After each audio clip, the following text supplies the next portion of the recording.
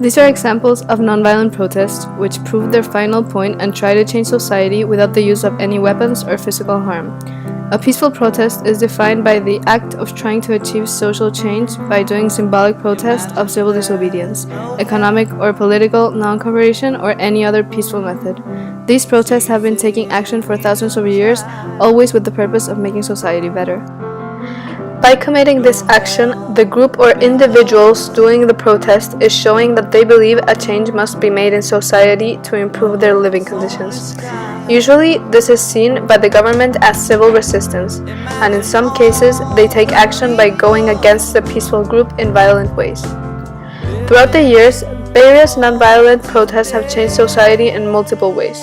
Among these, the ones of stronger economic impact were the Montgomery bus boycott and the Nelson Mandela movement. These protests had an economic impact in different societies. The impact provoked by these movements was sometimes positive and others negative.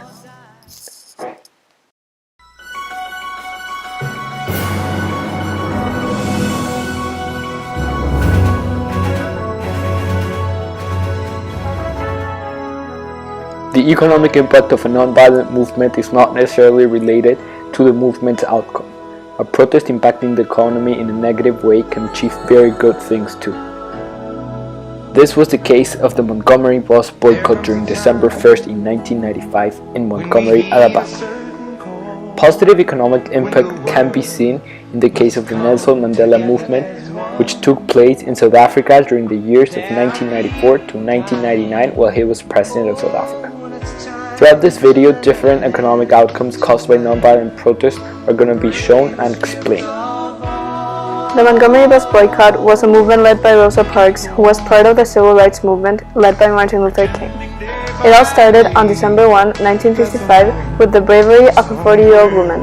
While sitting in the bus, a white man told her to move because he was going to sit on that row. According to the law, black people could not sit in front or in the same row as a white person. Rosa, upset, answered, "I'm tired of being treated like a second-class citizen." Later that day, Rosa Parks was arrested. No one in Montgomery was expecting that this small action by Rosa Parks was going to cause such a revolutionary movement in history. The civil rights movement, together with the black media, at that time asked the black citizens to stop using the bus. They began by giving out flyers to every black school in Montgomery. The black people started a nonviolent protest by not riding the bus and putting messages on every bus stop that said, "Don't ride the bus today, don't ride it for freedom." This was the beginning of the whole movement, which lasted 381 days. The Montgomery Bus Company was severely affected by this protest because most of the people who used the bus were colored. The protest harmed Montgomery's economy by leading the bus company close to bankruptcy. This was an enormous achievement for the civil rights movement because the bus company, in order to survive, had to desegregate its buses. The Supreme Court had to accept the demands of black people, which were that sitting should be allotted on a first-come, first-served basis, with white passengers sitting from front to back and black passengers sitting from back to front. Drivers should drive routes that primarily serviced African Americans. African Americans finally achieved their goal and obtained their freedom in transportation. As said before, a negative economic impact is not related to the impact of the protest. As shown in this example, a positive outcome can be caused by harming the economy.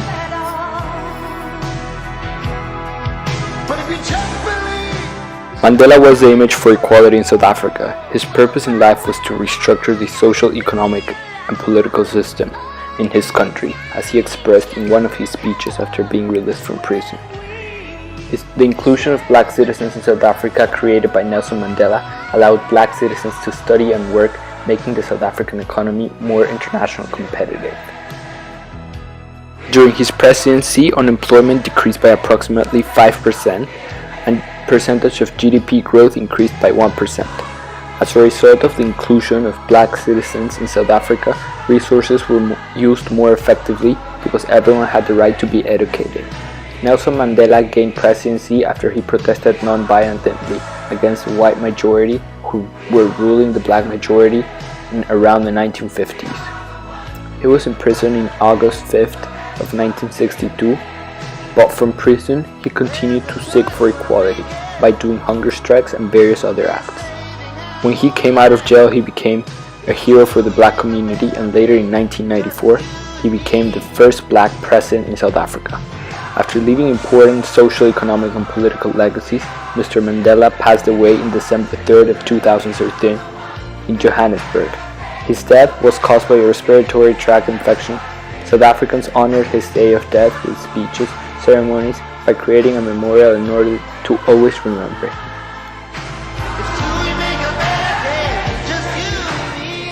Throughout the course of history, the world has revolutionized into a totally different place than what it used to be in the beginning.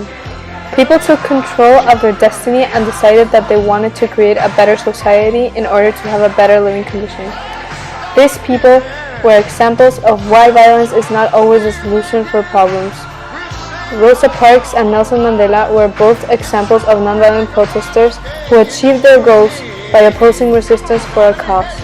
By not using public transport and by integrating black citizens in South Africa, both of them caused a great impact in their country's economy, which made them gain their victory.